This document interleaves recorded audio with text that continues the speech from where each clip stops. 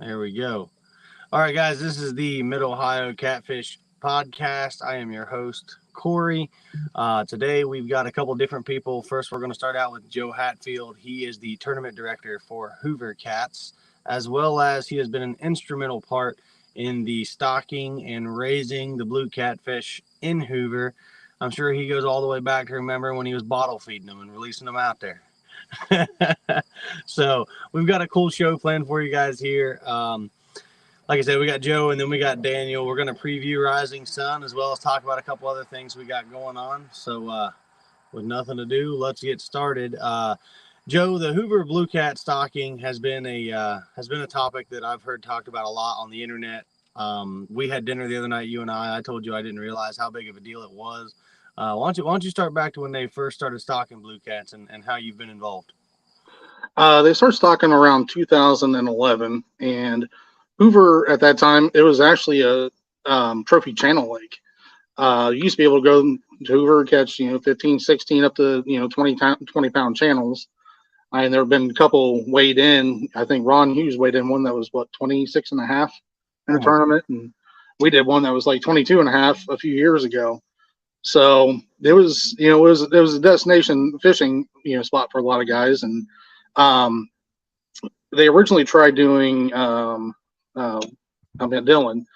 and they all kind of just went out the pipe. So DNR, they were looking at different styles of dams that would keep the fish in the lake.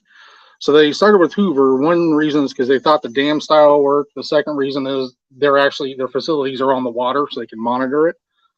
So they started out in 2011, and it's just kind of skyrocketed from there. I mean, I think 2017, I pulled the first 30 out. So they grew pretty big, pretty fast. And it only takes a few years to get 20, 25 pound fish. And, with all the other stocking they're doing around Ohio, there's going to be some really exciting opportunities coming up.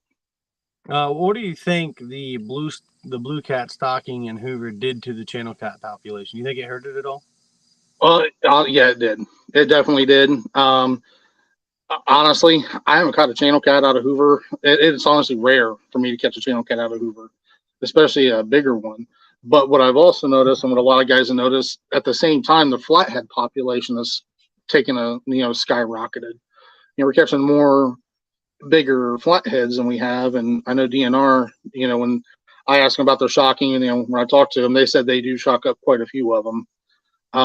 Which, by the way, if you ever talk to them, they cannot shock up channel cats. They can shock up blues, they can shock up flatheads, but channels are immune to it. Which, really? Yeah, they have to hoop net to study them. That was my next question: was how many channel cats they shock up? But that's crazy. Yeah, the last hoop net study I believe was in 2019 or 2018. A lot of guys were upset about it because I believe when they do hoop net them, most of them die. But it's how they do the survey. So some people are upset about that portion of it. But at Hoover as a lake, it's just the dynamic of the lake has drastically changed. I mean, for all fishermen, even we had the white bass caught a disease and they all died out of the lake a couple of years ago. Then they came back, then died out again. But you do hear, because I run the Hoover fishing seminar, so I deal with all the different anglers on Hoover, the bass fishermen, the crappie fishermen, the saw guy. And a lot of guys do blame the blue cats. They're like, the whole lake's changed, or the blue cats are eating all the crappie. I'm like, no. Yeah, they're definitely probably eating some of them, but I think what they've done is they pushed fish to different areas of the lake. Because they're the big bad boss now, and they're an active fish, so they're pushing the shad schools, they're pushing the bait fish, they're pushing everything. Right. So now I think when we talked, you were telling me they never stocked flatheads in there, right? Flatheads were there. Yeah, they're naturally occurring. And then, so you think maybe the introduction of blue cats and maybe with controlling the other species in the lake is what's allowed the flatheads to bloom as they have? The way I kind of look at it, it's almost like a mini Tennessee River situation where you go, most places on the Tennessee River that have big blue populations also have healthy flathead populations. I think for some reason they have some kind of like a relationship between the two of them where I think when one species is when the blue cats are present, it helps the flathead population. It's actually a question I like, something I'd like to know the answer to. Like, is it Do they prevent like the smaller channel cats from predation on the flathead nests, or just how the whole thing works? But it's something weird that is unexpected. Right. That's kind of popped up over the years. So I can only, as of right now, I can only kind of guess and throw out a couple hypotheses. Right. Well, as I told you, my knowledge, I don't know, my experience with Hoover is very limited. I fished Hoover 2 times, once with Joe Owens and then once in that tournament that you put on a week ago. The first time I fished Hoover, I said I'd never go back. The second time, I'm like, man, I'm gonna fish here a bunch. But it's so I unfortunately was absent for the growth of those blue cats, and I didn't realize how special of a place Hoover is to a lot of people.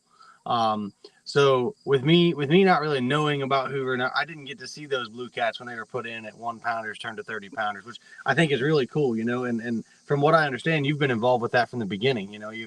You've helped. In a way, you had a mentor that helped him at the beginning, and then you took over for him, from what I understand. Jim Horan, he had run the Hoover fishing seminar for 25 years. It's a seminar that we run in January. It raises money for the 2 local fishing groups. So he was kind of like my mentor.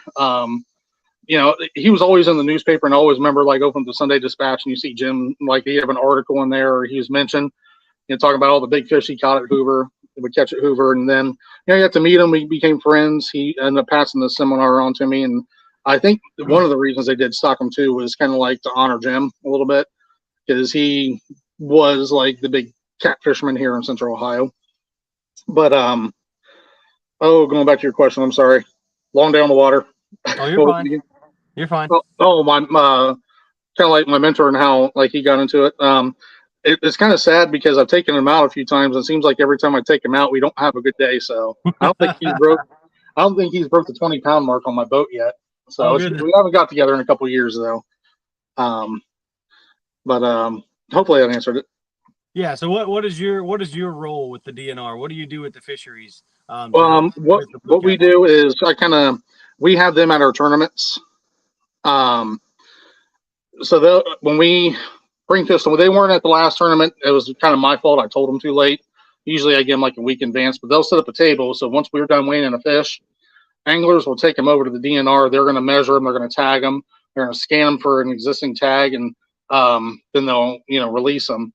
But myself and a group of anglers, they've given scanner tags, which mine, it's right above my head. That thing. So we catch fish, which I just said I was out today and I should have had this on me. So you take this, you weigh this wand over the fish, it'll give you its tag ID number. You jot down, you kind of do the measurements, the weight, the length, you jot that down and submit that to them with the tag number. And this kind of helps them track where the fish are going, how the fish are growing.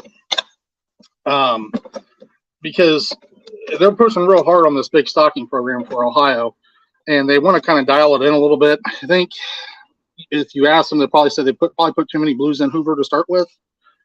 And I think part of the newer regulations they put in last year, eliminating the help me out, the size limit. Yep.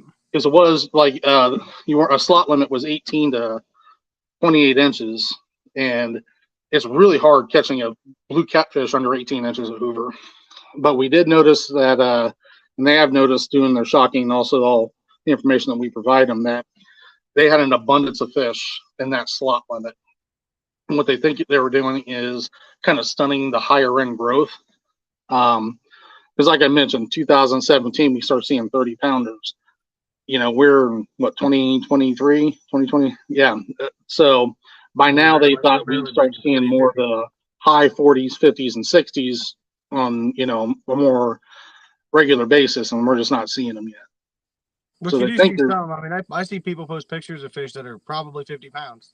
Yeah, close, but they think that we should have a higher population of those fish in there at this point. And Hoover is their focus, like that's their study group, right? Like that's where they're going to roll out this big stocking program based off the information they get out of Hoover. Exactly.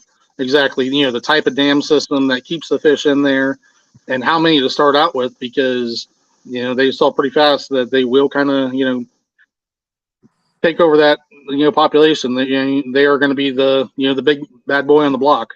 Yeah, they're They're going to going be to dictate what the everything. treasure of the river or of Yeah. the lake. So now, has there been like any trial and error? Have they stocked too many? Are they not stocking enough? What's the information on that? Well, I know the last couple of years they've dialed back the stocking, and I think they didn't. They probably thought there'd be a little more predation on the size that they're stocking. Yeah. I'm sorry, I'm losing my camera over here. They're doing fingerlings about that long, and I think they dialed it down a little bit, thinking there'd be a little more predation and the population would kind of like come down a little bit. But these are such a big aggressive fish that they're feeding machines and they're the top of the food chain, and it just hasn't happened. So that's why I think they put in the new limits. I know a lot of people disagree with me on that, and they want to protect them a little bit more. But I think this might be good, just from talking with the guys at DNR. Right. Well, and I think if anybody would know, it'd be them and you. I know the fisheries biologists get it wrong sometimes, but it seems like they do. Right. They do.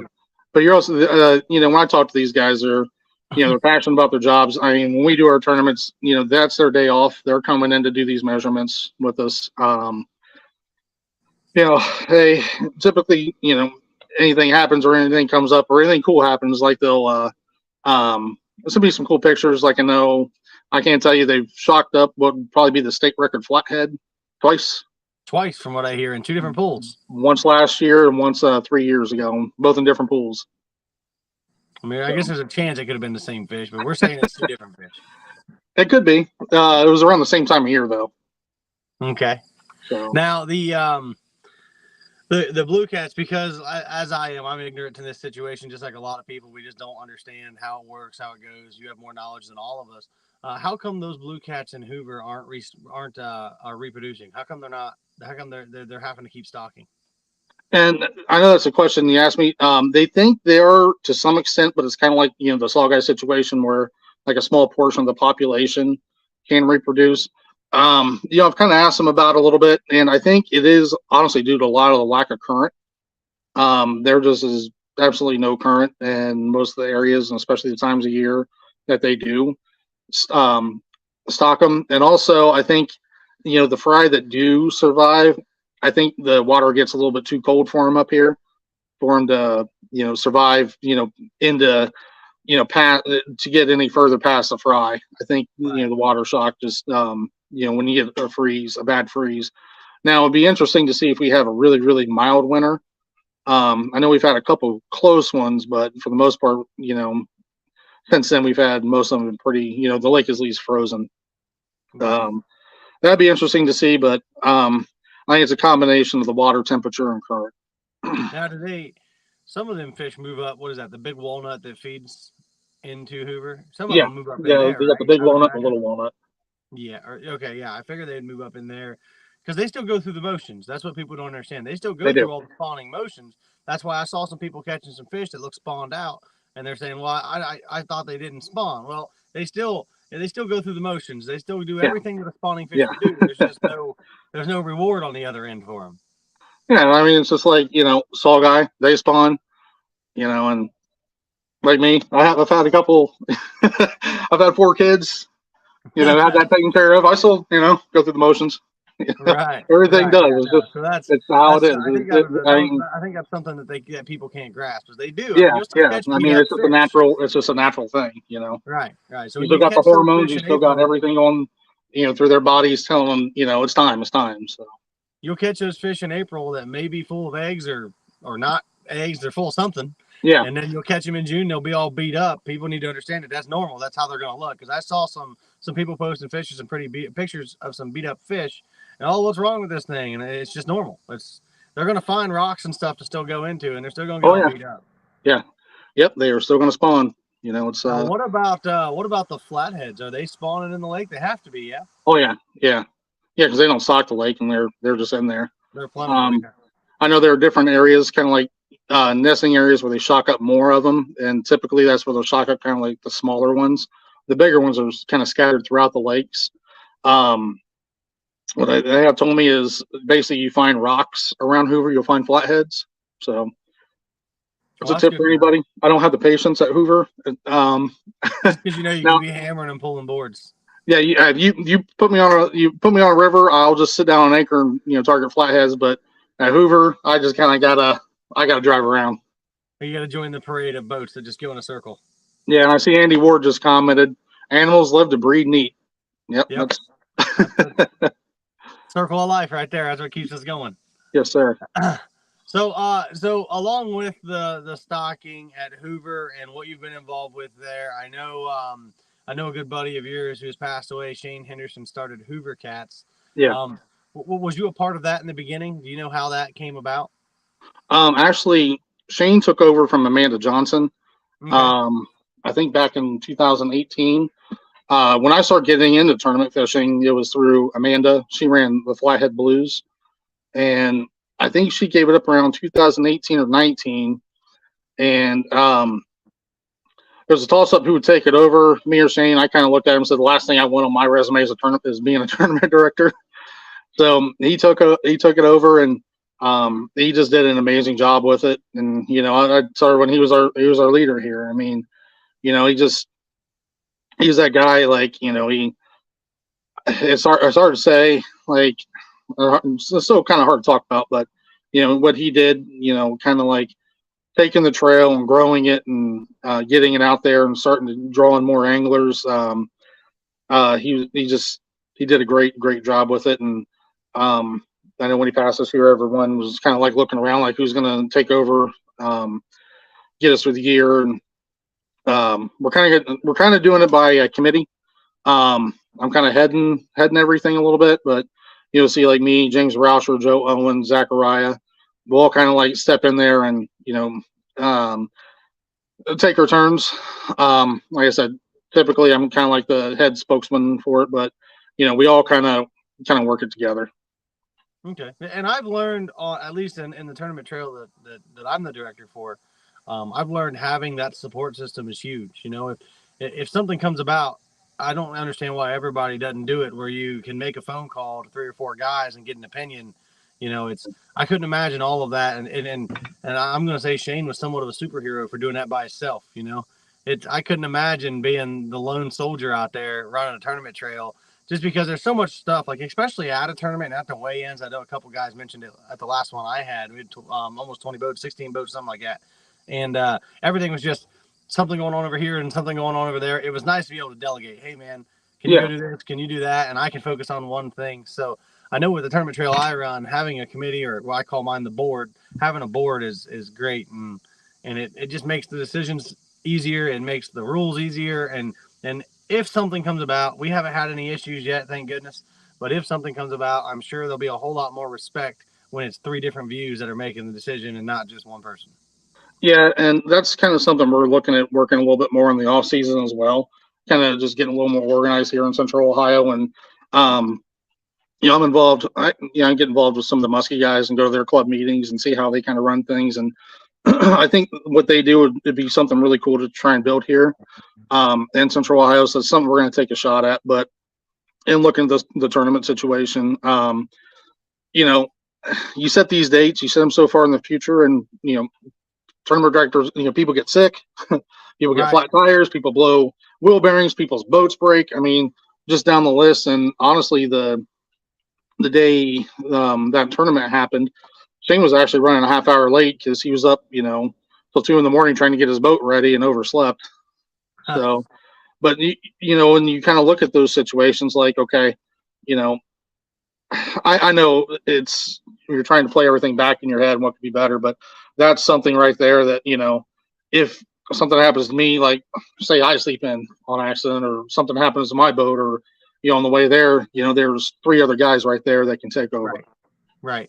And like, so, and that's kind of what I looked at as well, is if I can't make it, which I obviously, being the tournament director, I plan on being on every tournament, but like next year we have 20 events scheduled and life happens. I don't know what's going to happen next year, but if there's a reason I need to miss or something, I have guys I can fall back on. Hey, come grab the scale. Or if I'm running late, like you said, hey, I'm going to be there, but I'm stuck in traffic. And some of our tournaments, like if I got to go clear up to Cleveland or wherever the tournament is, I might get stuck in traffic. I'm running late. You guys get it going. I'll get there and I have the scales. I'll have them at the end of the tournament, but it is nice to have a group of people to fall back on, and then more importantly, just a group of people to talk to. You know, it's I couldn't imagine doing all, like I said, I couldn't imagine doing all of this by myself. Like people have, you know, there's several people out there that do it all by themselves, and I huge respect for them. You know, like Lisa and them down in Alabama, her and her husband do it all, and I would forget stuff. I know I would, and I've made a couple mistakes. You know, just this past tournament, I announced the wrong female winner.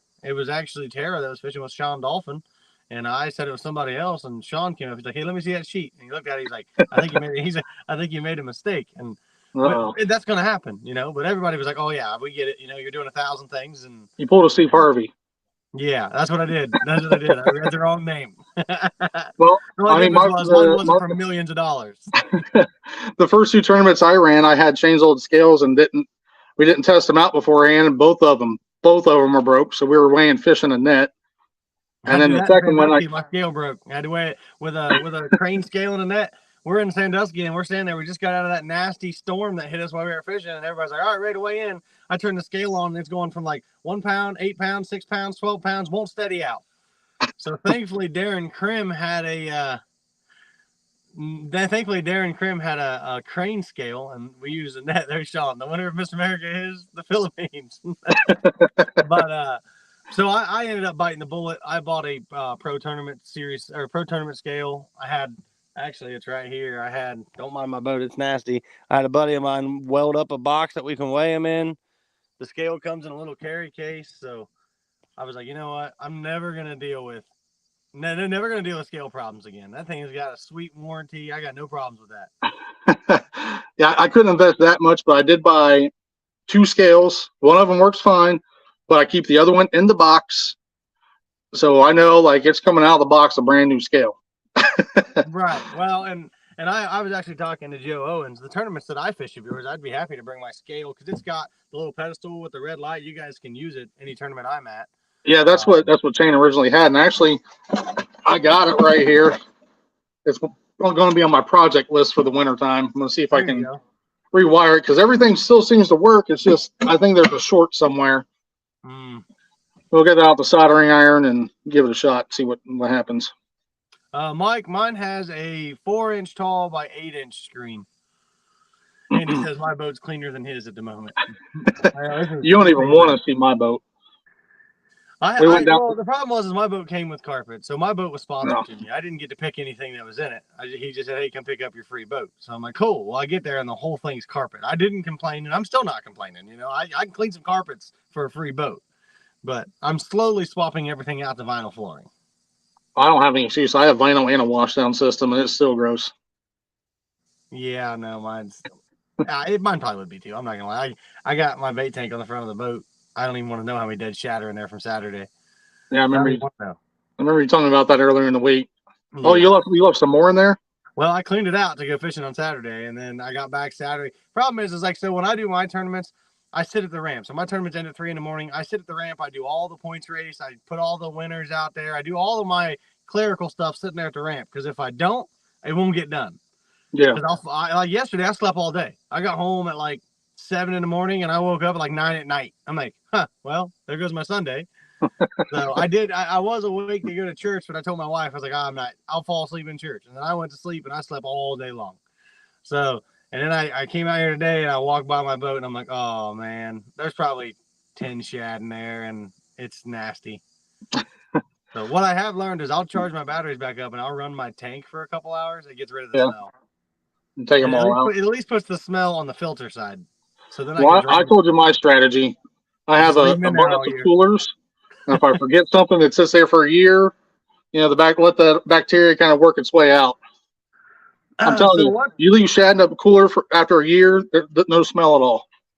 Well, I have a whole plethora of coolers. I might start doing that. Right. And Daniel says Mike Coon does that a lot. Oh, wait. No, what? What does that scale run, if you don't mind me asking? Mike, the scale that I got the bundle system, and I didn't pay for it myself. A bunch of the guys for the trail pitched in some money to get it, but I think it was $1,400. I think it was the one that I got. I love it. I mean, for the guys that were at the last tournament, they can tell you there in the comments. It was, it was so nice. It has the stand with the red screen so everybody can see, no matter how, you can see that thing from 50 yards away. everybody can see it. And like I said, I had my buddy weld up that box. It just made everything so much easier, so much cleaner and quicker. Except Sean Dolphin put his fish in the box, and they had a bunch of water on them. Well, I got holes drilled in that box, so all the water drains off the fish. He started out at like 39 pounds, and it just kept slowly falling, and because all the water was draining out. Yeah. He's like, you think we can call this before I get to 12 pounds? I was like, well, I got a lot of water, so I did drill a couple more holes in it so that we get that water drained out of there faster. But he looked at me, he's like, you think we can call this so these fish aren't 12 pounds? I was laughing. That was pretty funny. But I mean, it went flawless. So enough about my trail. This is your time to talk. So let's talk. What is your guys' plans moving forward with Hoover Cats? What do you guys have in the works? I know you guys just started the length division. If you want to touch on that. So we're gonna kind of keep it going from this year, next year, and throughout. But what I'm kind of building towards is involving a length division along with our weight division. A couple of reasons why we're doing this. It gives guys options. I mean, Hoover is it's a 9-9 limit, so you get a lot of kayakers fishing it. You get a lot of guys with smaller boats fishing it.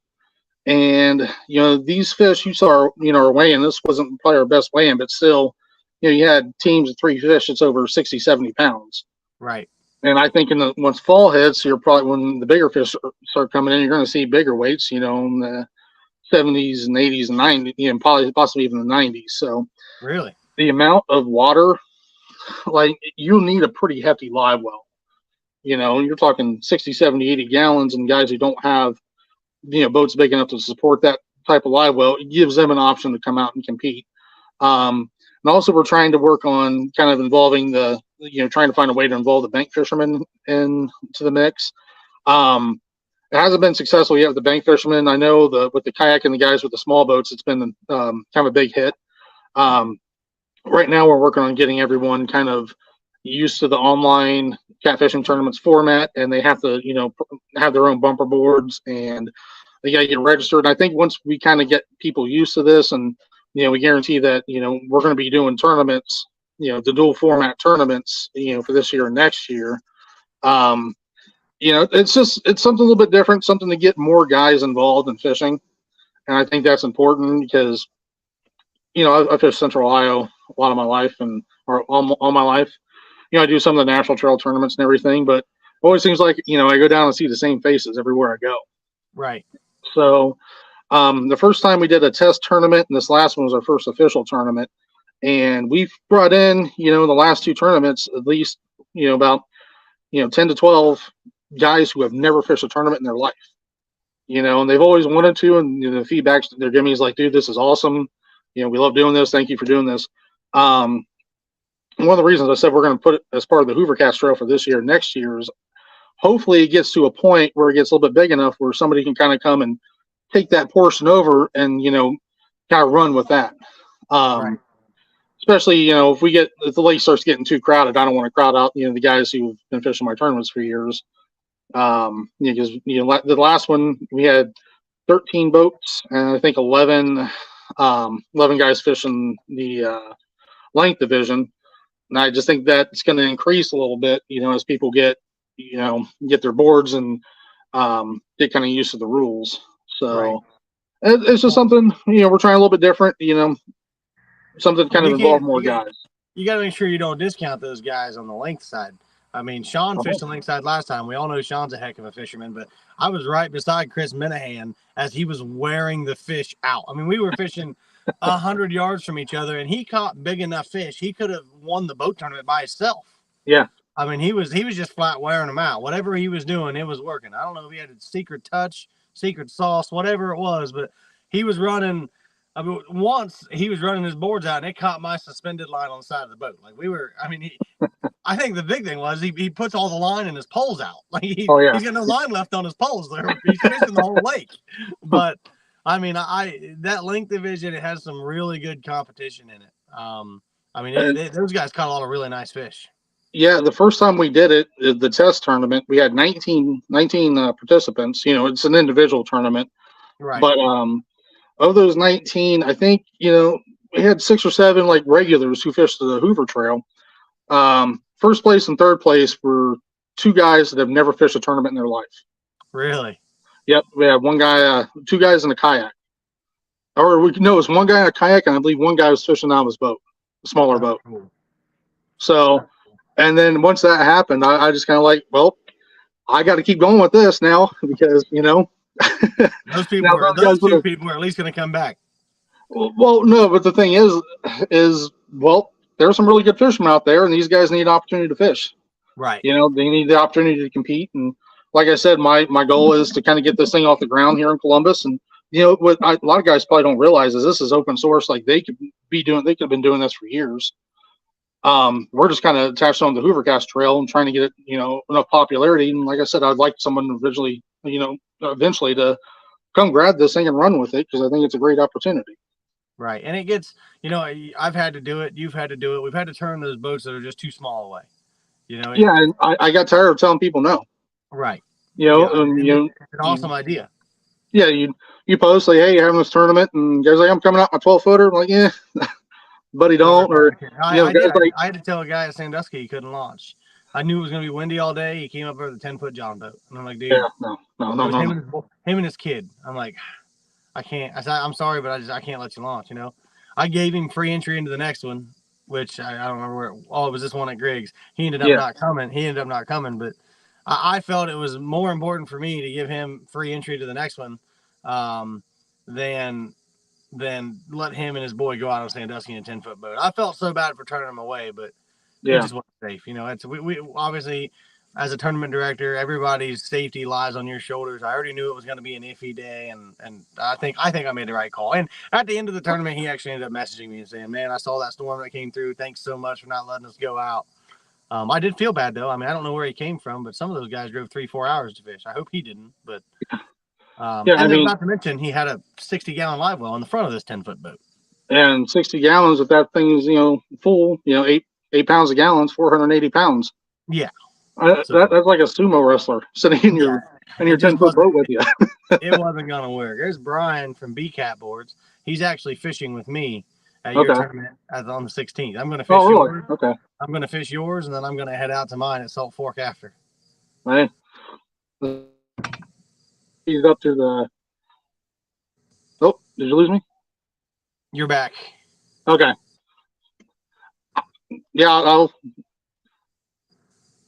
Okay, my back. You're back. Okay, sorry about that. My screen's still flickering. I'll try and speed up to the weigh-in for you to get out there. I think there's a couple anglers doing that. I think a couple of anglers that fish with us are going to come fish yours in the morning and then head out to Salt Fork and fish mine at night. If you want to follow us out there. You know what? I might actually. Actually sounds like kind of fun. I know of a couple guys who actually quietly, they don't share this a lot, do pretty well on flatheads there, but they do something way different than anybody else does. So I can't share it. I'm not gonna throw it out there, but there are some big flatheads in there.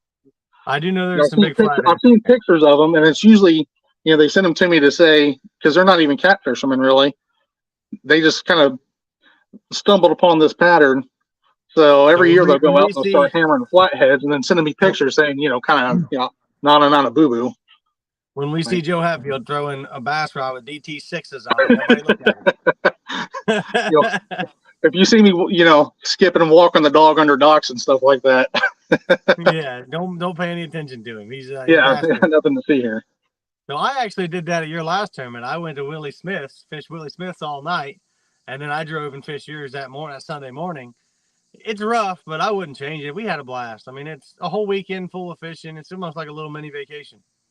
Yeah, I think I got 14 years on you though, so it might be nap time once I'm done. Yeah, well, that's fine. You got about an hour. You can take a nap. You can take a nap on the boat too. Yeah, everyone tried to tell me, man, once you turn 40, it's all different. Once I turned 30, it was all different. I had a heart attack right after I turned 30. Blood pressure problems, low testosterone. I'm falling apart. Hey, sounds about like my problems. So.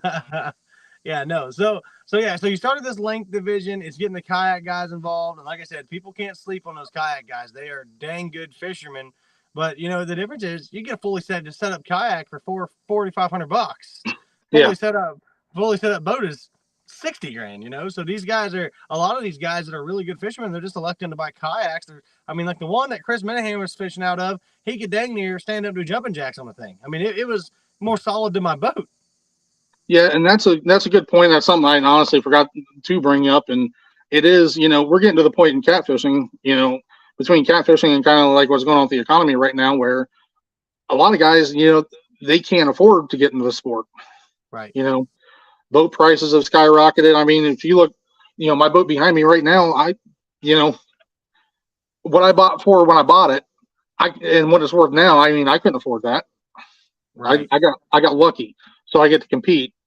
So like I said, I got tired of telling guys no, and it's like, okay, well, let's figure out a way to kind of involve everyone. So I saw what Mike was doing and decided to pick that up for the trail, and now I can tell guys, yes, you can fish. Yes, you can fish. You can fish on a kayak, you can fish on a small boat, you can fish from the bank. Right. About giving guys opportunities. You want to talk about prices? Let's talk about the price of planer boards. What is going on? No, I'm just kidding, Brian. No, but everything, it is expensive. And all my buddies that, what's crazy is it seems like everybody I take catfishing, within a year, they just go buy their own boat. I can't find a solid partner because everybody that I fish with, within a year, they just go buy their own boat. Oh, yeah. I'm thrilled with. When you look at my tournament trail, there's 6 or 7 guys that started out fishing with me. In the last one, the guy that took first and the guy that took third and the guy that took fifth or sixth, they all fished on my boat before going out. Well, except for Daniel. I taught him how to fish on his own boat, but they all went out fishing with me and then got into catfishing. The guy in third place, he had never fished a tournament before. I took him down to Wheeler Lake and we fished one of the King Cat events down there, and he just fell in love with it. And he's probably the most dedicated guy I got on the trail. I could tell him we were fishing in Pittsburgh, he'd be driving there. So it's cool. I like that, getting people into fishing, and then out of nowhere, they're like, hey man, I bought a boat, and I'm just as excited for them as anybody else. Meanwhile, I'm like, well, who am I gonna, hey Amber's my wife, you want to fish this weekend? Because my partner bought a boat. Well, then you get the guys, they go out and they buy their first boat, and they buy, 16, 17 foot, like a flat bottom John boat or something. 2 years later, they're looking at, trackers or polar crafts. They're like, I want to buy a bigger boat already. It's like, right. They, well, they get somewhere. I mean, I started in a 16-foot Starcraft and I sank it on Lake Erie. Bought another one the next year. Huh. Andy Ward says, without naming Joe Owens, find that guy that already has a boat, needs the floor replaced, and stalls on fixing it. Then you've always got a partner. Right? So, but no, that's the cool thing about what you're doing, and it gives those guys that don't have the option to go buy a boat. I mean, some guys, if they can get it set up for $1,000, they got to save for it, and it's like there's a lot of guys that they'll save all winter, go buy themselves a kayak, and now they want to tournament fish. And Kayak Mike has a kayak trail, but they only have so many events, and now they're a national trail, so they're fishing all over the country. You give them that option to stay here, fish at home. They don't have to spend a boatload of money to do it. So it is an awesome thing. And I think that's those little things like that really set a really good tournament trail apart. So doing that with Hoover Cats, it gives you guys, I want to say, kind of an edge, like a competitive edge on everybody else, just because you're catering to such a different group of people than the rest of us are. Yeah. So, and I just saw that Bob Kilkenny came out and asked, I think he's debating on taking his limit from 2 overs in the tournament to 1 over. That way people in one boat, like I know Skip Martin fishes a lot by himself. That gives those guys, even those guys that can't find a partner, or like me, all my partners buy boats and then I can't find a partner. So that gives them a fighting chance in the tournament. So I think what he's doing, I think, is a great idea as well. If he does that, and again, that'll set him apart from the rest of us. I mean, I'm never going to change the 2 overs. That's just what it is, but to have that option like Bob's going to have, where you got 1 over, you can only fish for 1 over and 4 unders. That gives everybody a fighting chance. That even the guys, small boats, they can only get 1 person on it, whatever it may be. Kayak guys. So like in my tournament trail, we allow kayak guys to fish it with a tug along live well, but they can only fish 1 angler limits. So on the places where you can have 2 overs, they're already fighting from behind. Yeah. Yeah. So I like that there's trails out there that are catering to everybody, whereas like trails like the one I run, unfortunately, we do mostly cater to boat fishermen with the rules that we have. And not saying that won't change in the future, but it's not in the foreseeable future. I mean, for the next couple of years, we're going to keep it the way it is right now. I mean, we're running the format that's always worked, right? I'm sorry. Correct. I'm sorry about that. Oh, But you're good. I'm in a position at Hoover where I can do things like this because A, it's on the same lake, and B, it's already restricted access lake. I mean, you can't have an over a 22-foot boat, and it's also a 9.9 limit. So Right. I can only draw so many people to my tournaments because there are a lot of people that just can't fish it. Basically anybody with a sea arc, unless they want to come out and run all trolling motor only, which is great in decent weather. You can do that. A lot of the times I don't even use my 9.9. I might use my 9.9 to like putt out like a half mile, but I'll go 8 hours like during a tournament and never even use my 9.9. I don't even have a 9.9. I do it all trolling motor only out there. Yeah, the only thing I wish I had a 9.9 for is loading the boat. That's it. Because really getting out, walking through the water to crank my boat up on the trailer that's the worst thing ever. Yeah, that could be frustrating. I've got to the point where I can set my trailer just right, and I can line it up with my 9.9. And if I know where I can gun it, I can gun it right in the right spot. It puts me like right up there. I'm like power loading with a 9.9. But well, and I have a Dorado, so yeah, sure would be nice to be able to use it at Hoover. Yeah, but just getting to that point where I am in a position where I can kind of play around a little bit and try and come up with new concepts and a little bit new ideas, just based on the lake that we do this on and the format that we have, and so I'm going to take advantage of it and see what we're doing. And honestly, this is something Shane kind of started a little bit because he was running our Hoover tournaments the same day as Kayak Mike would come down and run his national trails, just kind of like running the dual tournaments. And so he was the first one to put that together, and I kind of saw how it worked, and how everyone seemed to get along, nobody got in each other's way. So when I started thinking about this a little bit more, from a safety position, where if a guy has a smaller boat and a 60-gallon live well, I can tell him, no, you can't. I don't want you fishing this one. It's going to be bad weather. You can fish the length one, if you want. It gives guys options on top of just kind of bringing in new people. Right. So what do you know about the blue cat stocking that has happened in the other parts of the state? You got any information you can share about what lakes they've already done, what lakes they're looking at doing? I did have a list on me. I know they did Seneca. I know you're starting to see some results out of Seneca. I know Rocky Fork was on the list, but they canceled that. They're not doing Rocky Fork anymore.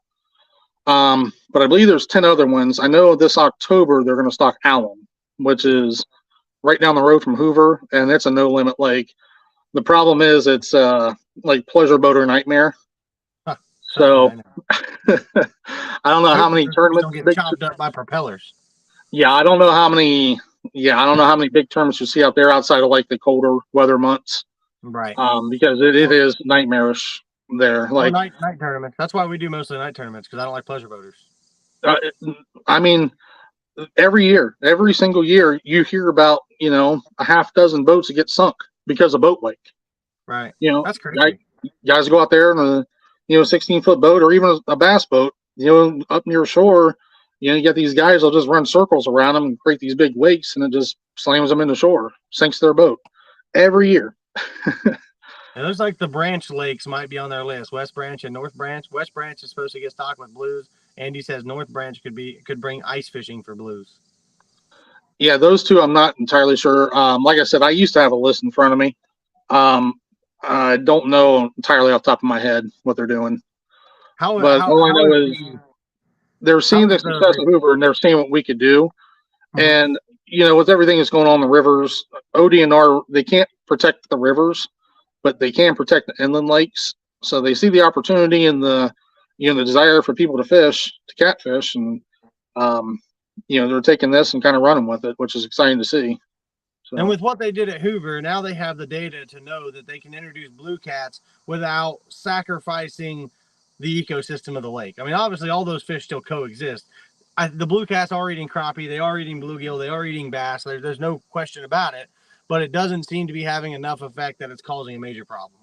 Yeah, I mean, you look at the shad population, the crappie population, everything in Hoover, and it's not an issue. I mean, right. I was talking to a bass fisherman. You know, I just got off the water, which is why I'm sunburned and red. I'm also sitting in my garage, it's like 100 degrees. But I was talking to a bass fisherman. I was getting off the ramp, and he was talking about their tournaments, and he's like, every tournament, you know, we get 5 and 6 pounders. We get, you know, we've had 7 and 8 pounders come in. So they're not seeing it die off. They're just, you know, they're seeing size. Like you talk to the crappie fishermen, I mean, they're catching huge numbers. Even the saugeye population's shot up a little bit. So, and you know, as of right now, if you go on Hoover, there's more shad there, and you know what to do with. The biggest problem is where they needed to stock them. It's not like Dillon where they, you know, they pump them right out of the truck and they go right out of the dam. Yeah. into the tailwaters. Yeah, no, I'm a firm believer after watching what they've done with walleye on Lake Erie, with how many walleye people can take, and the numbers are still, I mean, they're still increasing every year. I'm a big believer in those lakes that didn't have predatory fish in them, and that you introduce the blue cat. I think it does eventually help the population. You know, if you have a bunch of 6-inch crappie, they're going to hinder the growth of the 8, 12, 13, 15-inch crappie. Yeah. So you put a bunch of blue cats in there and they thin that 6-inch crappie margin down to 10%, over 20%, or whatever it is. I truly do think that helps the bigger population of those bait fish. Yeah, and you know, you talk to a lot of people who fish Hoover, they'll tell you the same thing. Everything in there is big. Like, you know, you have the opportunity, you know, any species in there, even the buffalo. They're the big mouth buffalo. You have a guy from Iowa who travels to Hoover every single year around the same time. He's a bow fisherman just to try and set the state record, and I think he's done it. He's done it 2 of the last 3 years. Really? Yeah, I think this year he got like a 55-pound buffalo.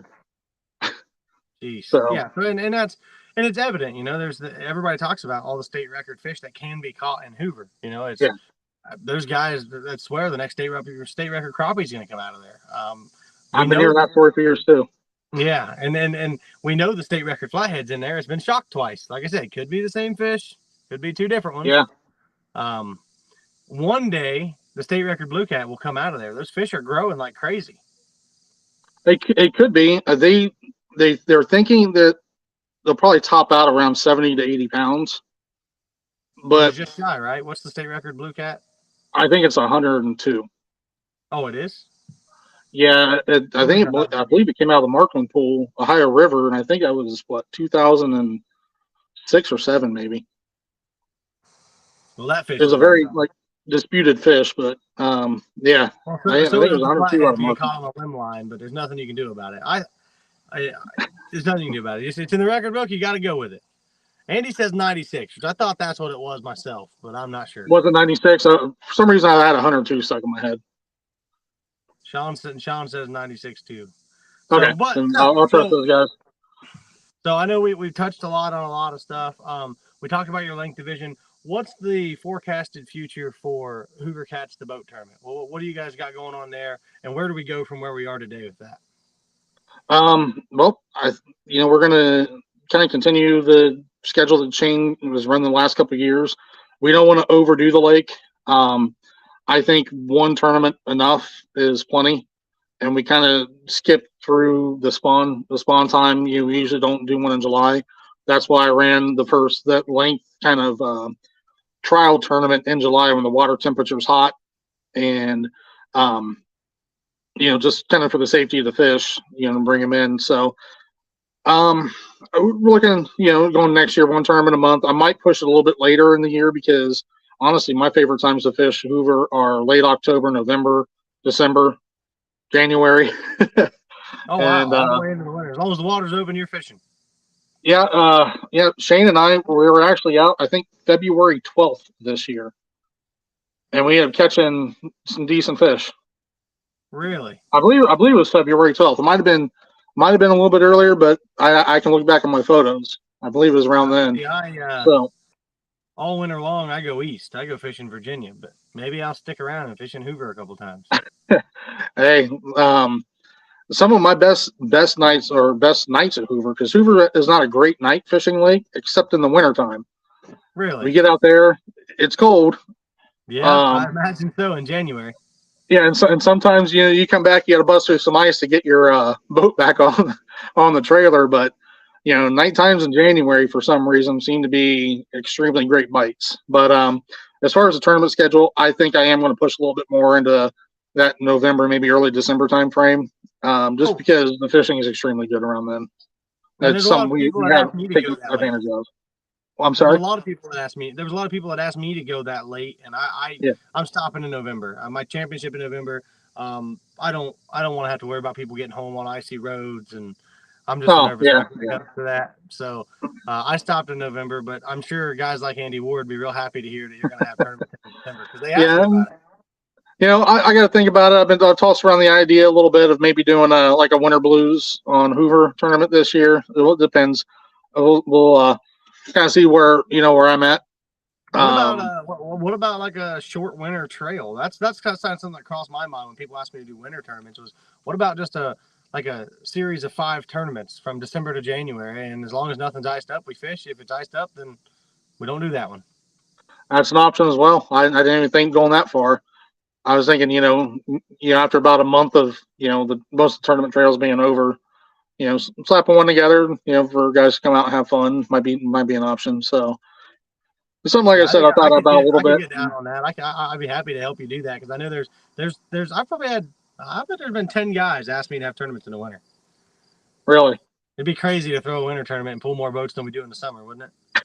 But then again, the one thing to think of is everybody's sitting at home during the winter. So that is definitely true. And like I said, if you haven't gone out in November, December and fished Hoover for blues, you are missing out.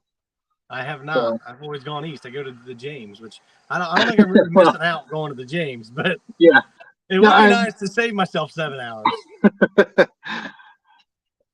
Yeah, so, gas prices right now. I think I'm done with my going doing some of the bigger tournaments. I might run down to Wheeler once more this year, and I might run to Tennessee once more this year. But that's getting to be pricey. Yes, spending more on gas than I am anything else. Hunting season in November. Well, I try to kill my deer in October so that I can get back to fishing. Well, some of us, not all of us hunt.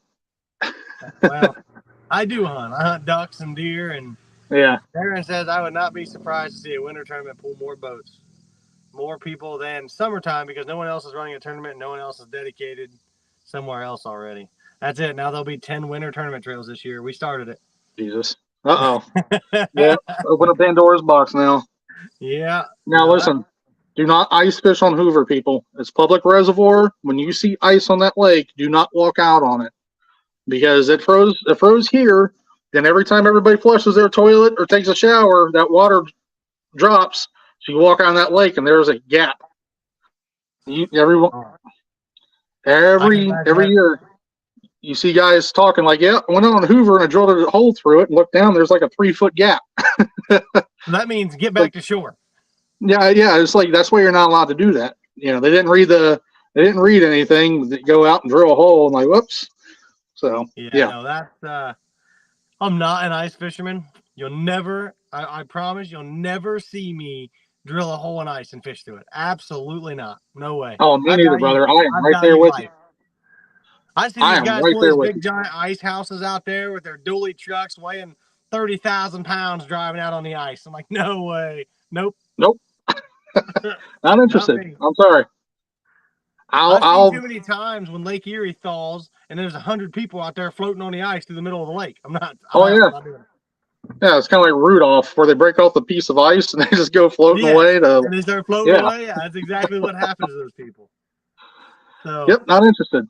So, well, cool, man. No, it was. I wanted everybody to hear what your guys' success for Blue Cats were. I wanted to get you on since we started the podcast. I'm glad we were finally able to get you on here, because you have a lot to offer. You have a lot of information, a lot of knowledge, and I think you could help a lot of guys that just don't know learn. And we need more guys like you in the catfishing industry, guys that just know I mean, you just know a lot, and I guarantee you know more than me. I know how to catch fish, but start asking me the biometric stuff about fish, and I'll tell you blue cats can be blue or gray or black, and flatheads are brown, yellow, or green. That's all I got. There's always there's people that know more than me too. But I will say at the Hoover fishing seminar, if you want to learn something, Joe Owens promised me he'd speak this year, so I'm calling him out right now as a reminder. So if everyone wants to learn something, so who's speaking after him? I'll show up after him to start learning. he could have to do 4 classes. So Oh my goodness. yeah, Well, it's a classroom structure. He could have 4. Well, that's pretty cool. I'm going to attend that. I didn't even know that was a thing until we talked about it the other night, but I'll for sure be Yeah, there. it's pretty cool. A pretty cool setup we got. I just think it's hard to describe everyone. Like, I tell them they're kind of confused about it, and they come like, "Oh, like this is a really cool format you guys have." It's been going for 25 years. And I didn't change much from it, so it's just a good time. John Dolphin says most people have forgot more than Joe Owens knows. I think you should have a spot for Sean Dolphin to speak. It sounds like he's volunteering. You know what? I think I tried, and Sean doesn't like public speaking. Sean just likes sneaking in, like nobody knows him, getting first place and sneaking out. That's what Sean likes. I didn't know Sean before CJ Brown. Everybody's like, "Oh, Sean's coming." I'm like, "Oh, that's cool." Well, I figured out why everybody knew Sean real quick. Yeah. Like, I never fished here before, and here he comes with a win, and then he wins again in Sandusky. And I'm like, okay, I get it now. He's a good fisherman, man. You gotta watch out for him. There's a lot of good fishermen that I found in Central Ohio, which is another reason why we started the trail that we did. There's a lot of. I mean, I would put Andy and I have had this conversation. I would put some of the best fishermen here against fishermen anywhere in the country because we can fish here and catch fish. We can go to Alabama and catch fish. We can go to Virginia and catch fish. But those guys in other places have a real hard time coming here to catch fish. It's a grind, man. It can be a grind, and then you got if you don't go to the rivers up here, you're stuck on still water lakes with no current, and right. Most guys. And that's another reason why I started doing this is I've always said if you take the current away, I can't catch fish. Thankfully, I'm starting to learn how.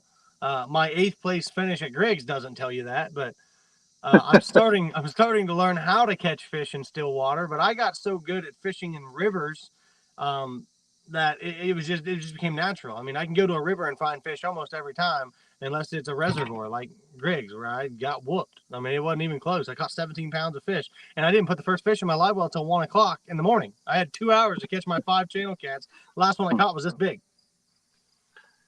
Hey, actually, it's happened to all of us, but I went on the opposite kind of thing, where, excuse me, I could fish the lakes with no current. Then when you get me on current, it was I was lost because I think I was overthinking it. Oh yeah. I was kind of treated as a lake, looking for patterns, looking for all this stuff, and it's not what you need to do. I think my buddy I went out with him. He's like, Joe, you're just overthinking this thing. Let's go anchor up on this barge. Right. Well, so I'm not saying that's all river fish. I'm just saying, that's something I had to learn, before I started becoming a better fisherman on the river. But and here's the thing: even when on the river, when there's no current, it's not like fishing on a still lake. It's still different. I mean, you do have to kind of move and drag, but it's just I don't know. There's always something to learn, always something to figure out, and I think if you get too much in your comfort zone, especially with one way of fishing, it's always good to get out of it because this is going to make you a better fisherman. Brian says, I heard you got a good partner for Hoover in a couple of weeks. I hope so, because I think I did all right for my first tournament at Hoover, bringing in 58 pounds, and I thought I was golden. I'm like, 58 pounds at Hoover? I'm golden, until the guy in front of me weighed 70, and I'm like, okay, so I'm going to get 10th place, but I did beat Andy Ward, just to clear the air. He got on Facebook the night before talking smack about how I was too scared to fish there and fish against him and Joe. I did beat him, just so we can make that clear. But we do. I think Go ahead. He was handicapped. I mean, he had Owens on the boat, right? Was they supposed to get a 10-point handicap for Joe Owens being on the boat? But no, like I said, we have a lot of really good fishermen in Central Ohio. There's guys that consistently come out and show up at my tournaments and show out. Andy's one of them. He's the only guy with 3 top 5 finishes, and he's got Sean right behind him with 2 wins. I mean, Sean's the only one with 2 wins. You got guys like Aaron Goodman that somehow keep lucking into a big fish, and in my trail that gets you 5 extra points. He's starting to learn that those 5 extra points are worth it, because he's pulled ahead by 16 points in first place because he's got 2 big fish. So tons of great guys, and you got guys that are just learning, like Daniel Holtgrefe. He won out there on Griggs. He's been able to take what he's learned and put it to the test. Tony Zakovich, who he started fishing this year, he got 3rd place. They got on a couple big fish right away. So I think as a tournament director, and I'm sure you can agree, just to watch these anglers develop into what they're becoming, and you see these guys every week, and you hear about the struggles and you hear about the successes, and then it just, everything just starts clicking for them. They're like, hey, I won this week, and you're like, dude, that's awesome. They were talking last week. Daniel went to Deer Creek and he struggled, and he's like, man, he said, I don't even want to fish no more. He's like, I feel like I really screwed up. I'm just not on my game. And then he comes out and wins Griggs. It's just always a different. It's cool to watch these guys go day in and day out. Like me as a tournament director, I enjoy fishing. If I don't ever win one of my own tournaments, I don't care. The only thing I want to do is I want to make sure that I'm in the top 10 at the end, because if I have to go to the championship, I damn well better be fishing in the thing. You know what I mean? Right. I don't want to have to go down there and sit in the parking lot. So as long as I finish in the top 10, I'm good. It doesn't really bother me to win them. I really enjoy watching these guys that are just learning. These guys are just getting into it. And it's cool to watch guys like Andy and Sean and Aaron and myself and guys that come out to all these tournaments, Joe Owens, to stand there and talk to everybody when they're like, oh, we struggled. And it's nothing for Sean or somebody to say, oh, well, I caught them all in 2 feet of water dragging, or I caught them all on structure. So I think the camaraderie between cat fishermen and that group meeting at the end where everybody can ask questions, and the guys who always do well are always more than willing to talk to people.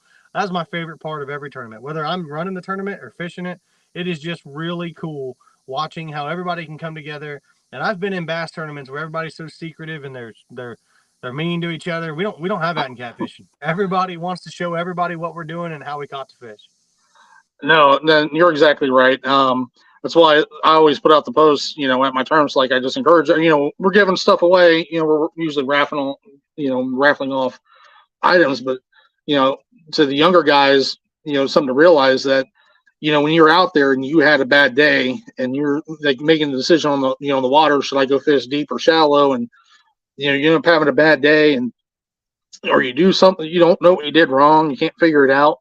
Come in and talk to the guys, because then you talk to the guys. All right, he went, shallow water, nailed him. He had a great day. And you kind of like keep that in the back of your head. Like, you look at what kind of day it was, the weather, the lake conditions, and, those are the things you need to write down. Some people keep a notebook.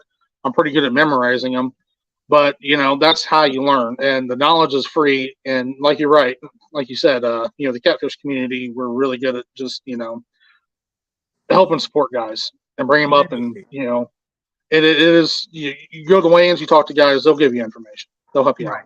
Yeah, nobody's tight-lipped in the catfish community, and it happens to everybody, right? So I went down. I mean, I consider myself a pretty good angler. I'm pretty experienced. I don't know everything. I'm learning every day, and don't think I'm not asking Sean and Andy and Aaron and everybody where they caught fish at the weigh-in too if I do bad. Like at Griggs, I asked everybody what they did, and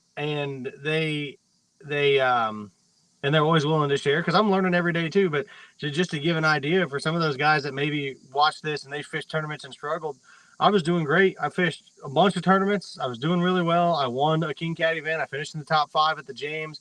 I was on a high. We go down to Pickwick, and I was looking at the map. I'd never fished Pickwick before. I didn't pre-fish. I'm looking at the map. I'm like, man, down here by the dam, there's all these humps and hills. And I said, there's going to be fish on them. Water was crystal clear. I spent too long down there. I spent 5 hours down there trying to catch fish. Couldn't find one. Went driving up, got to that first bridge, and both sides of the bank were muddy as could be. We went over into the muddy water and hammered them. I never, ever thought I'd find fish in muddy water that day. I figured they'd be out in the clean water. That was something I'd never experienced, because here the water is always muddy. We don't ever have clean water on the Ohio River. Right. So I mean, every fishing trip, every fishing opportunity is always an opportunity to learn. And I always tell the guys, even if you don't catch fish, if you leave before you talk to 4 or 5 guys that place in the top 10, you are really hurting yourself and doing yourself a disservice. Yeah, exactly. Yep, I cannot agree more. Andy says, I've learned so much from talking to guys like Robbie Allen, or both Joe Owens and Joe Hatfield, or Shane or Sean or Shane after the tournament is over is awesome. And Yeah. and I mean all the guys he named there, you included. I mean, you guys just know what you're doing. You've done it for a long time. You've done it way longer than me. I've just kind of accelerated my learning curve to try to get in with everybody. But I'm the same way. I try to listen to everybody. Even when I went down and fished against Jason and Robbie Ounce down there on the Muskingum, I'd never fished that pool before. We were fortunate enough to come out with second place, but don't think I didn't ask them how they fished. Why wasn't I first place? So All I right. talked to him for a little bit, and Rob was a great guy. I'd never met Rob before that night. He's an awesome guy. He was willing to share, and but yeah, it's been a great experience for me to be a tournament director. I'm sure that I know you didn't really want that position, but you kind of got pushed into it. But I'm sure now that you're there, you got to be enjoying it because I love every single tournament. I love it. People like Lisa, I know she loves her tournament trail. I love it after the weigh-in's over. See, not me, man. On the week of the tournament, I stress and stress and stress, especially after my first two kind of, I had hiccups, the one with the scale not working, the other one, I had the scale, but then the fish was bent over. So I'm to the point now, like, yeah, I think we're getting it right slowly but surely, but I think it's a stress of kind of organizing everything and make sure everything goes right and nobody gets hurt and everyone has a good time. And, we put on a good show. That's when I, after the tournament, I can get home and sit down and like, just take that big breath. So, I think it's going to get easier as I get, run a couple more, but, like I said, you're starting out and I'm starting out. I'm only 3 deep into this thing. So I'm only 4. Yeah. I'm still that new guy kind of jitters, you just want to make sure everyone has a good time and, you don't do anything to wreck it. See, with me, I don't know why, but that Monday before a tournament, when I make that post that we have a tournament on Saturday, I get so excited. I'm like a kid at Christmas. I lose sleep all week waiting until Saturday. And I'm telling you, I literally am a kid at Christmas waiting for boats to pull in that parking lot. I'm looking at every car coming down the road. Like, I've got a boat on it. I've got a boat on it. And so far, every week, we've been able to get more and more boats. So, I mean, as it keeps growing, hopefully one day we'll see you out there. As it keeps growing, and new people come and fish the trail, we really, really, this trail is about the anglers. And you do a great job of it at Hoover Cats. I can learn from you. I can learn from Zachariah. I can learn from Bob and Rob. So I'm taking everything I can. And hopefully at one point we can all work together and everything runs smooth. Really, if all of us tournament directors could just get on the same page and be friends, and I think we could really bring catfishing in Ohio to 40 boats per tournament. I know we could. And that's where I see this going. I know there's a lot of tournament trails spread out all over the Ohio, but really I think eventually we all come together. We all have one big conservation catfish club and we put tournaments on, however that looks and whenever that happens. But I think that's feasible. I do too. Honestly, and like we talked about earlier with the stocking that's coming up, and here in a few years, I mean, it's going to be a destination.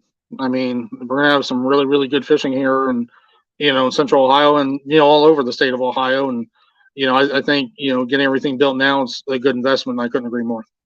20 years from now, I think Ohio we'll be able to give those guys in Alabama a break because there's going to be people driving to Ohio to fish. I truly believe that.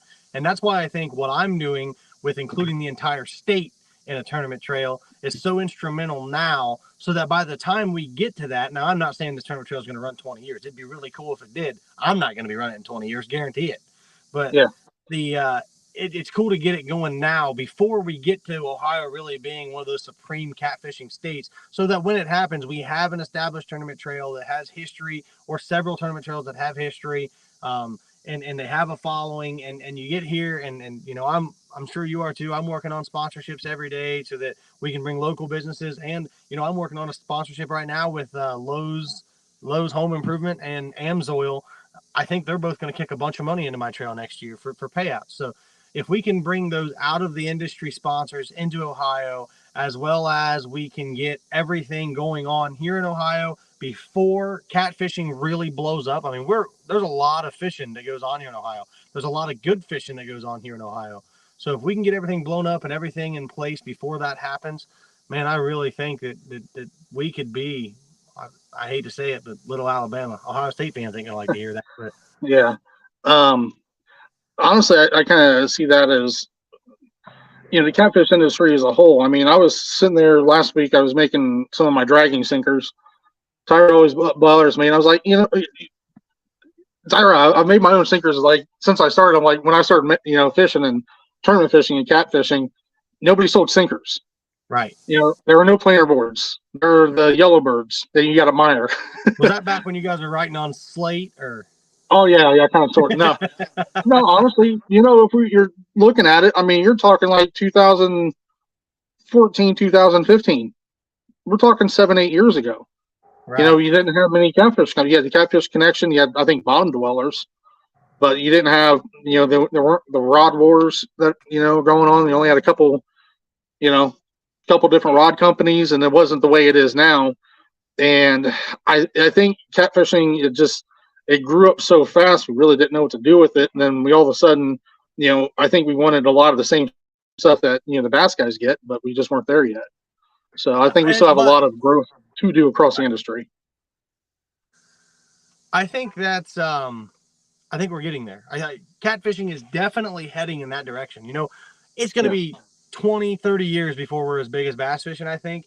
But I mean, just what was it last month? Donnie and Lonnie Fountain won $50,000, and they're already saying the one next year is going to pay $100,000. So I mean, we're getting there. Yeah. Will we get a national trail like bass fishing? I hope so. I think Alex Nagy's doing a great job with his trail, and he's taking the low and slow approach with he doesn't do. He's not trying to grow like I am here in Ohio. He's not going from 5 tournaments to 20. He'll pick up. And from what I heard, he's going to start migrating east. I don't know how true that is, but there's others out there. I think MRM's doing a great job. I think everything is just moving at the pace that I think we will get there one day. The payouts are going to be that big one day. Will Mid-Ohio pay $50,000 for a tournament? Not unless Bill Gates himself comes and hands me a check. But I don't think we're far out from the local trails paying $4,000 or $5,000 per tournament. I don't think so. Yeah, and I can definitely see that. I just know, with our kind of brief history of catfishing, it's almost like, no pun intended, but herding cats sometimes. So right. It is kind of nice. It is kind of nice starting to see structure take place in the sport. I think that's important. Yeah, and as you get the big players that are real willing to dump more money into it, that's the oil companies. The oil companies are now moving into sponsoring it. That was the big thing forever. We couldn't get BP or Mobil but guys like George Young Jr. are going out and they're grabbing those people and they're bringing them into the industry.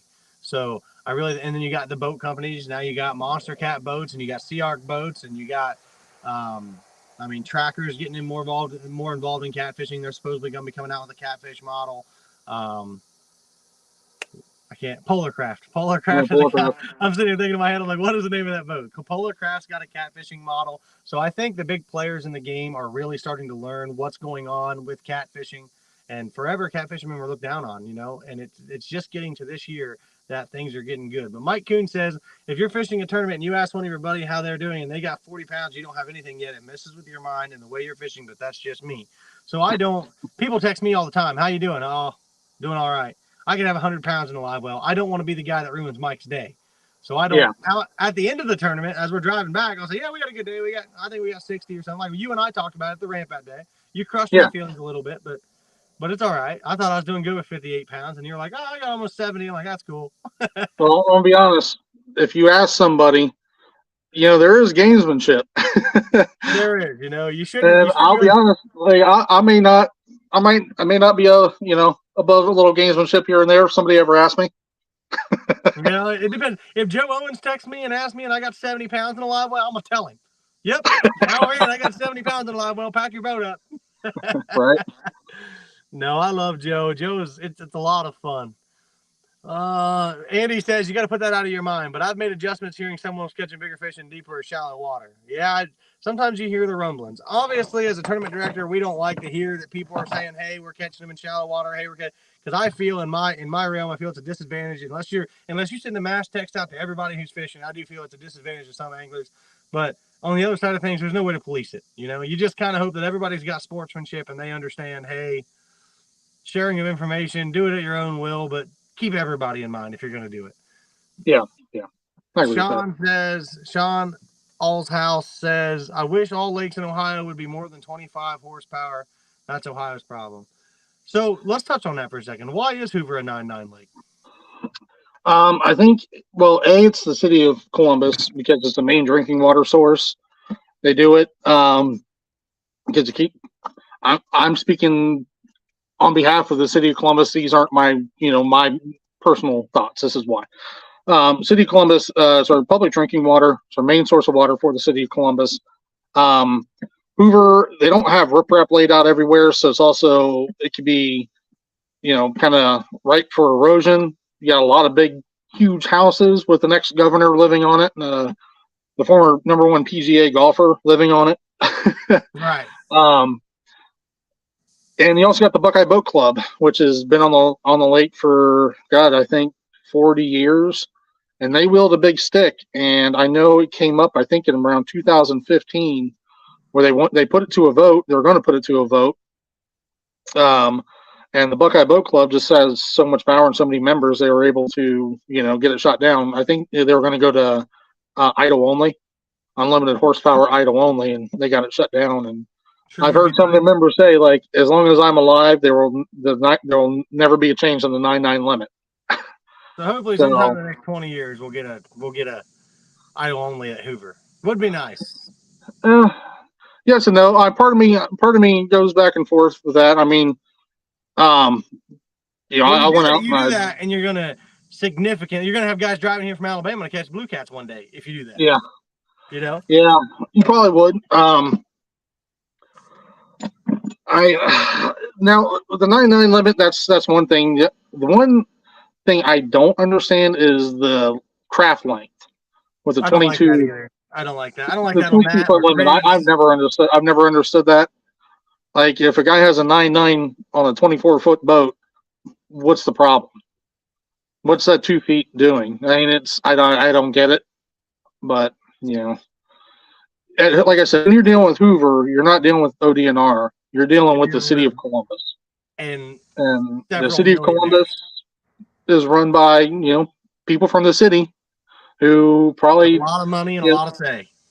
Yeah, and let's be honest, people who probably don't do any outdoor activities like fishing. Right. So,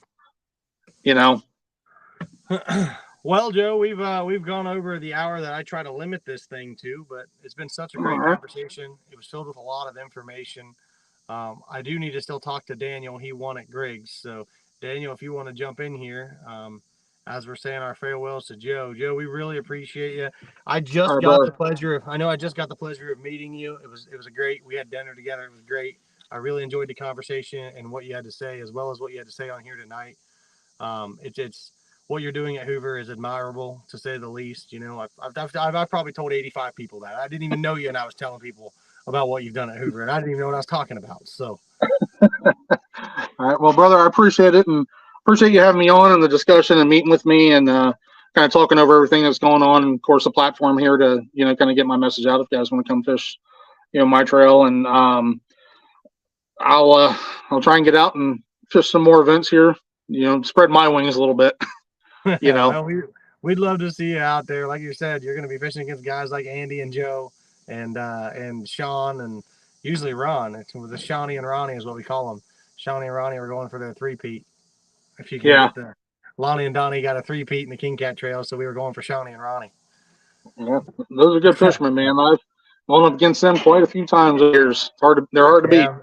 Me too. So. I've only beat them a couple times. They know what they're doing. So Daniel's in here, though, so I'm going to go ahead and cut you loose, Joe. Like I said, I really appreciate you, man. I really enjoyed talking with you, and we really enjoyed the tournament we fished with you. All right. So, but let's get Daniel on here so we can talk about how he won at Griggs. Brother, thank you. Yep, thanks, Joe. Appreciate you, buddy. Bye. All right. A little late, aren't you? I was about to go to bed. 7:45, 8 o'clock, 8:15. What's it matter? Yeah. No, I don't care. It don't bother me none. I can barely hear you. Andy says Central Ohio as a whole is doing awesome stuff. We really are. There's a lot of stuff that's going on in Central Ohio.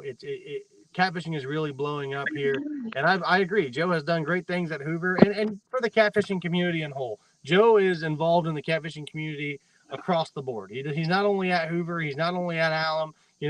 I can't either. when you talk about catfishing and you talk about ODNR and blue cats, Joe is there across the board. Daniel, I don't know, Daniel. I'm not sure if we are at Mosquito next year. I want to say Mosquito's on our schedule for next year. I'll have to see. So, guys, Daniel Holtgrefe has been on this podcast several times. As you guys know, he's our headline sponsor. He owns all Flooring Ohio. I had to stop myself. Do you see that? He owns all Flooring Ohio. They provided all the plaques this year, as well as they picked up all the extra sponsor fees at each tournament when I can't find a sponsor to cover the tournament. So he came in kind of late in the game. He came in a tournament late, jumped right in and filled a spot that we really needed filled. So we really appreciate him. Before we go into Griggs, why don't you give us a quick catfishing only background about what you had going on this year and why you were so disappointed 2 weeks ago at Deer Creek? Let's hear it. So I don't know. I was actually just thinking that when you were talking about, just how catfishing just really is coming around. And I got to thinking, I was like, man, I've catfished my whole life, kind of like not to what we're doing now, but just, hanging out on the bank with your uncle type stuff, just good old boy country fishing, right. And it was always catfish is all I've ever fished for. But with that being said, the knowledge that I've been able to gain with you in the last month is light years beyond what I have known and what I thought and what I was doing. So, but I was going to dig up some old pictures of some catfish that I thought were big. So I've always loved it. It's always been for catfishing. You've seen I had a setup when I met you, it was for catfishing, but it was just sitting in a Connex container collecting dust. And then, there's this hope and this dream in my mind that I was going to get serious about it. And, but when you're racing and doing all that stuff, that was the priority and it wasn't fishing. But just good old boy country fishing is what I was used to, and laying, sleeping on the riverbanks and fishing with a bonfire and things like that. Yeah. So why don't you walk us into what month did you buy your boat? I got my boat probably about a month ago, I'd say. A month ago, I get a message from Steve Berrien from Alabama that says, I have a buddy that lives in Cincinnati. How close are you to Cincinnati? I was like, oh, I'm only an hour away.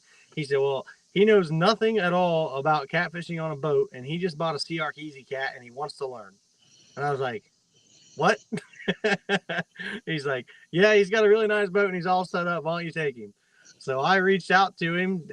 Steve had given me his number, and we went fishing on the river a couple times just so I could kind of teach him the basics. And it's fishing. He's fished his whole life, like he said, from the banks.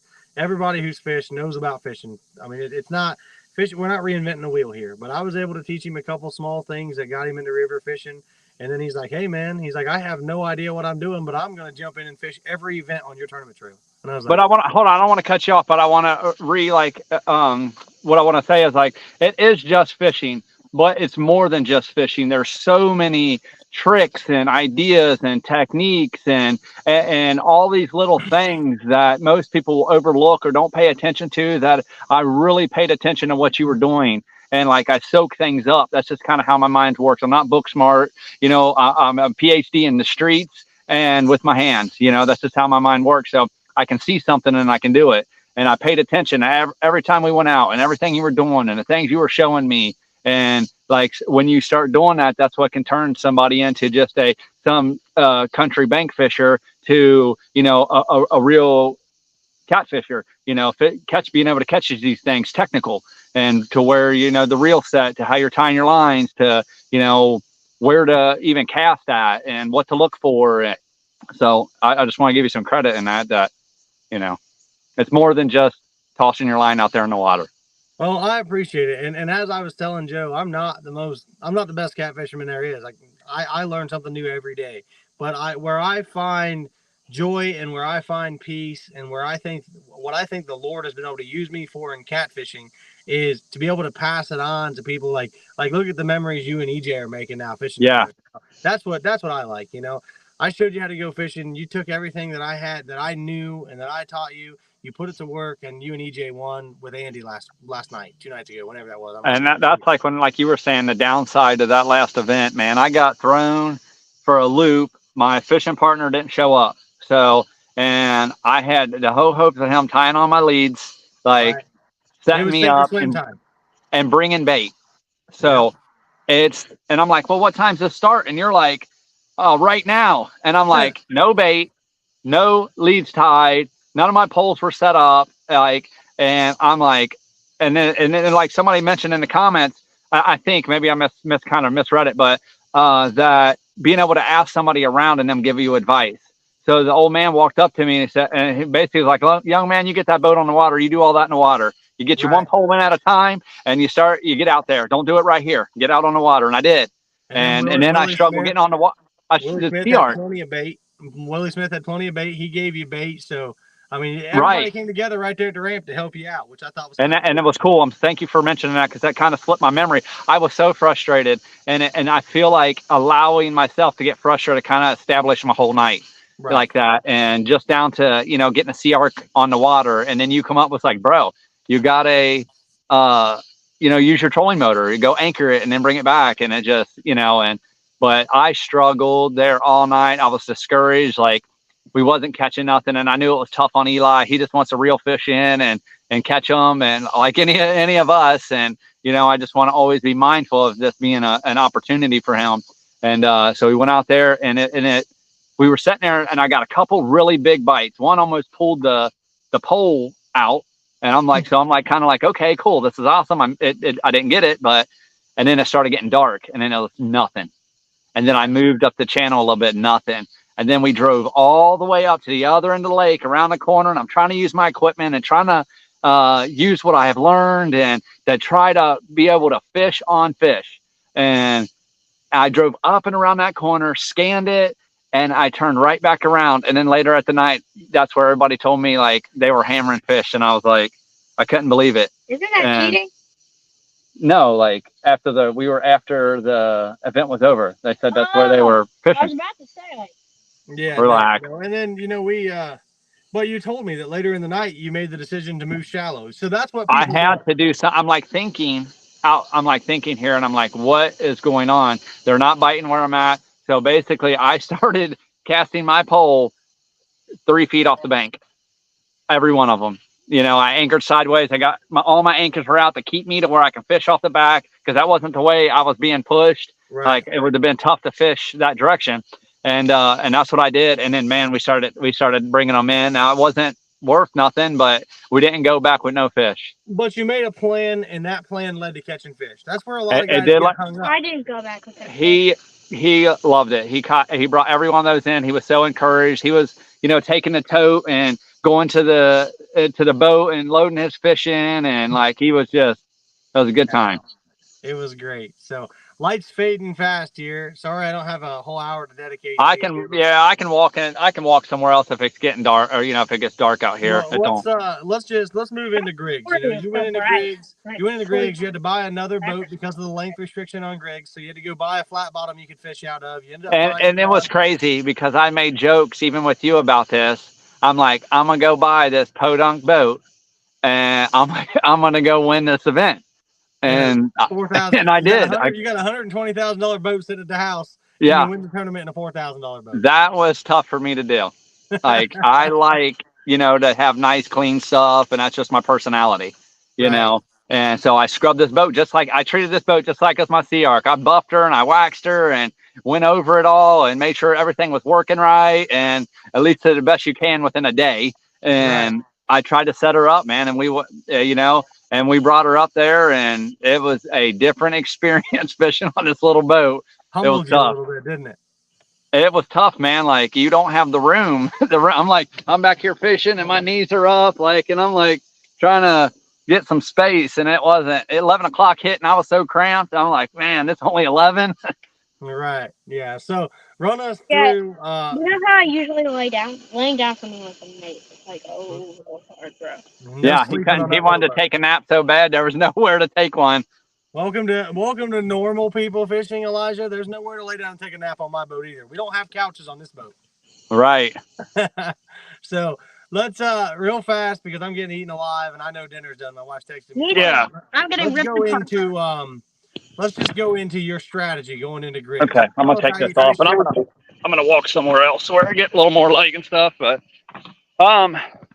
really, I don't know, man. Like I got some input and some advice from some things, and just kind of like just trying to think what to do, because I knew last week was so discouraging, and like second guessed everything I knew. And like, I was like, and I started telling myself that, I'm like, do I even know how to fish? Like, what is going on here? Like, we all have those days. I had that day at Griggs. I mean, I was literally sitting there questioning, do I even know how to fish? Like, when it got to 1 o'clock and you texted me and said, hey, how you doing? And I sent you a picture of an empty live well, you thought I was joking. Bro, I thought, I'm like, there's no way. I'm like, this dude's got some racks in there somewhere, man. He's messing with me.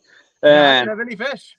I did not believe that. I didn't. And, you know, back to what you were saying, like, you know, I had people asking me and stuff, and I didn't know where I was at. I was excited when we got them 2 flathead. I thought for sure I was going to be setting somewhere nice.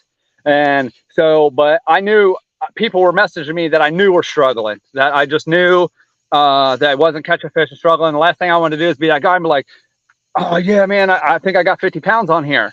And I just didn't want to do, because I knew what that would have done to me last week. Right. I probably wouldn't even been at the weigh-in.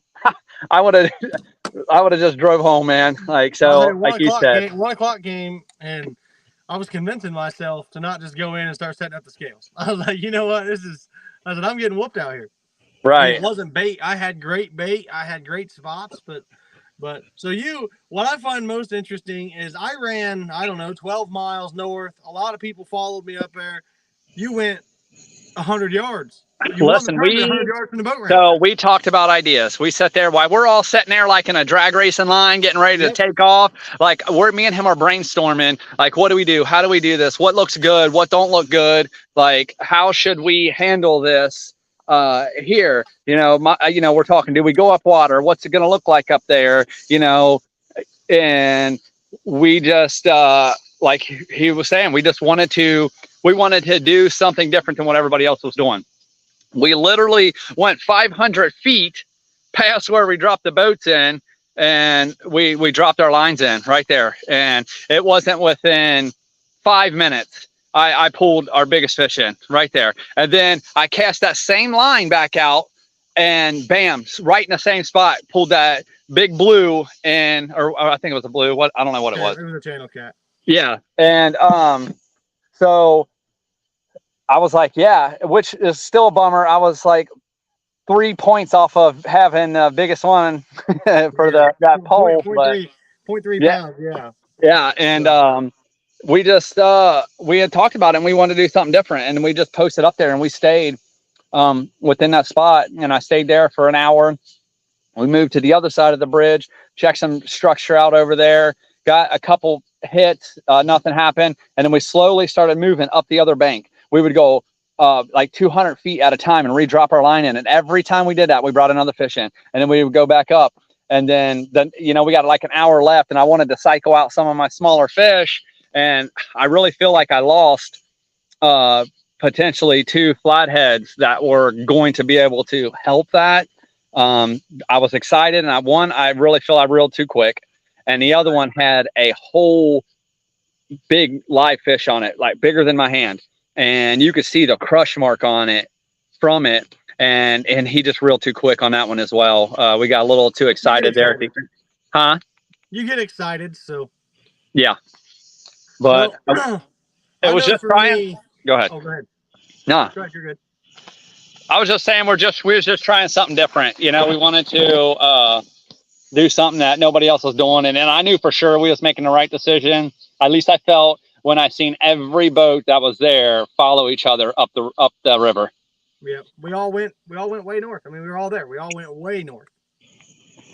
And well, Andy's getting technical for you here, and maybe Eric says congratulations to you guys, and Andy's getting technical, and it might be time for you to start watching some videos. So what he's saying there is, when you use big baits like that, if you use a double hook rig, then it's called a stinger hook at the back of the bait. So when that fish comes up and he short bites the front hook, you still have a hook at the back of the bait that gets it. Yeah. Really, that's a springtime tactic. When the fish are soft-mouthed in the springtime, that's what I call them anyways. I'll run a double hook rig, but I don't run one very often. Right.